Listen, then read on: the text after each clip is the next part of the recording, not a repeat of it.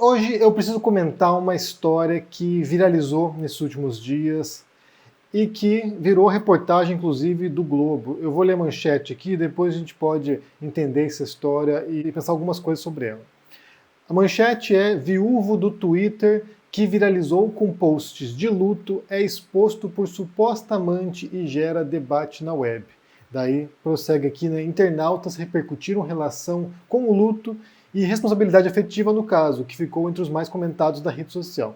E aqui conta a história do Bruno Baqueta, que começou a publicar alguns meses atrás várias postagens, né, e várias cartas abertas para a mulher dele que havia falecido, que era a Ivy Beatriz, que ela morreu por causa de complicações de uma doença rara, de uma síndrome rara chamada Klippel-Trenaunay. E aí ele fez muitas postagens que viralizaram, ele, sabe, passando pelo luto, e ele contando como a Ivy era a mulher da vida dele, e aí ele cresceu muito na internet, nas redes sociais, tinha quase 6 milhões de seguidores no Twitter, só lembrando que boa parte desses seguidores aí eram mulheres, né? Então, assim, mulheres que viram essa história, se comoveram, eu vi essa história, achei também bem comovente, e aí acontece que meses depois, essa semana, né, aparece a Luísa Rocha e ela revela, ou ela conta, ou ela alega que ela era amante do Bruno enquanto ele ainda estava casado e poucos dias antes do falecimento da Ivy estavam juntos.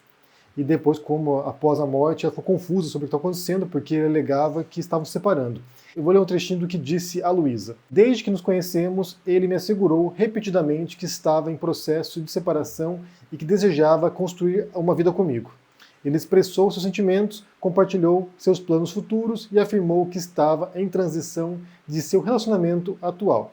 Então, assim, segundo o relato da Luísa, que o Bruno contesta e parece que vai processar a Luísa também, ele dizia que estava se separando, entrou nessa relação com a amante, né, com a Luísa, e mandava conteúdos para ela, né, mandava vídeos para ela, mandava textos para ela, que posteriormente ele vai publicar esses mesmos conteúdos em homenagem à esposa falecida. Então, assim, a história é muito bizarra, é complicadíssima, e isso nos leva a pensar muitas coisas, né, muitas coisas sobre, inclusive, o papel que a gente desempenha aqui nas redes sociais, né, a imagem que a gente constrói aqui, o que a gente quer expressar, o que a gente quer mostrar para o mundo, como a gente quer ser visto pelas pessoas, como a gente quer ser entendido pelas pessoas, mas também sobre relacionamentos, sobre relações e como elas são complicadas e como nem sempre aquilo que você vê é real.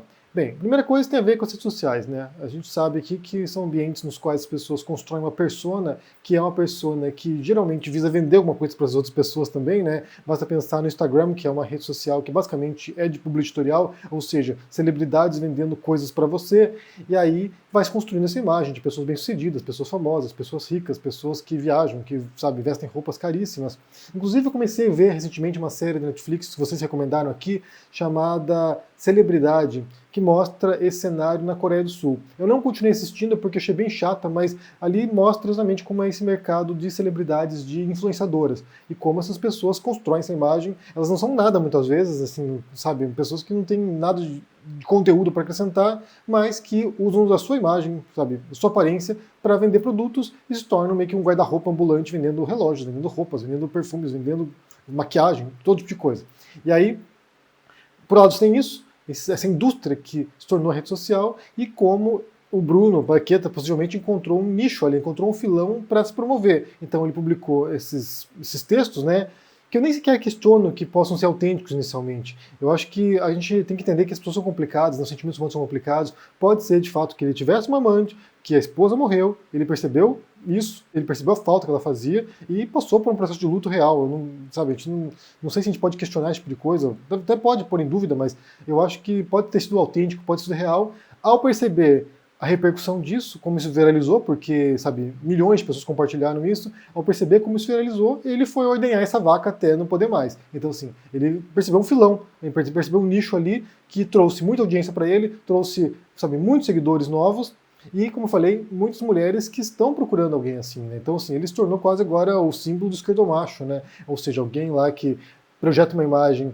de desconstruidão, alguém que é romântico, alguém que amou com devoção sua esposa finada, esposa, né, falecida, com uma criança, e aí isso se torna quase um ideal para a mulher hoje, né, a mulher de esquerda pelo menos, de que há um homem parecido com esse por aí, né, alguém devoto à sua parceira. E aí isso gerou, né, toda essa reação e essa emoção. Eu já falei para vocês anteriormente de um livro aqui, de um quadrinho, na verdade, chamado A Rosa Mais Vermelha Desabrocha, que mostra justamente isso, né? A autora trabalha com o tema do amor nos tempos contemporâneos e como houve uma mudança de expectativas ou de percepções sobre o que é uma relação amorosa, como era no século XIX, como se tornou no século XX, XXI, como há um desacordo quase entre expectativas masculinas e femininas do que é uma relação e do que é o amor. E como isso gera muitas frustrações, porque as pessoas querem ser desconstruídas, querem ter relações mais líquidas, ou digamos assim, né? Relações mais fluidas e que ninguém é de ninguém. E no final das contas há um grande senso de frustração, porque as pessoas querem de fato encontrar um amor genuíno, uma coisa real, que possa, sabe, preencher a gente, que possa nos dar um sentido e que possa, sabe, encontrar um parceiro para a vida e que vá ser um companheiro até o fim.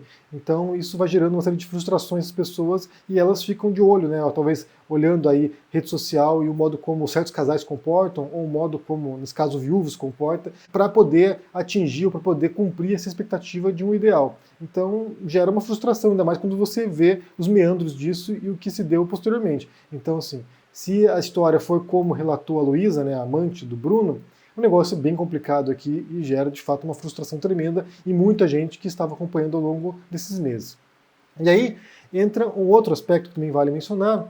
Inclusive, eu mencionei, acho que foi essa semana, no vídeo passado até, sobre a Madonna falando de inteligência artificial, né, como ela não queria que sua imagem fosse reproduzida posteriormente à sua morte e que ela não autorizava o uso da sua imagem por IA. E aí algumas pessoas me recomendaram no canal aqui no comentário uma série da Netflix chamada Amor ou Fake? E eu comecei a ver essa série com a Carol aqui e, sinceramente, é totalmente bizarra a série. A série assim, é uma série, um reality show, né, de pessoas, de casais que se propõem a ir para um programa, eles são divididos, né, eles vão para casas diferentes, e aí eles são confrontados com solteiros que tentam seduzi-los. Só que o X da questão aí, né, o ponto da série, é que o parceiro vai assistir cenas da sua pessoa amada e eles não sabem se essas cenas são reais, se realmente aconteceram, cenas de beijo, cenas de esfregação, cenas de, sei lá, erotização, ou se são fake, porque eles usam tecnologia de deepfake para recriar o parceiro ou a parceira. E aí a pessoa tem que adivinhar, ela tem que tentar determinar se aquilo ali é real ou não, com base no comportamento que ela esperaria do seu parceiro.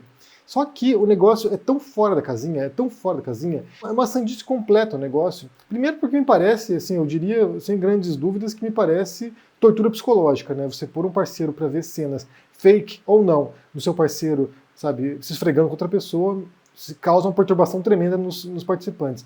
Mas além disso, isso mostra como as pessoas estão, em grande parte, ou pelo menos um percentual das pessoas, estão completamente desajustadas.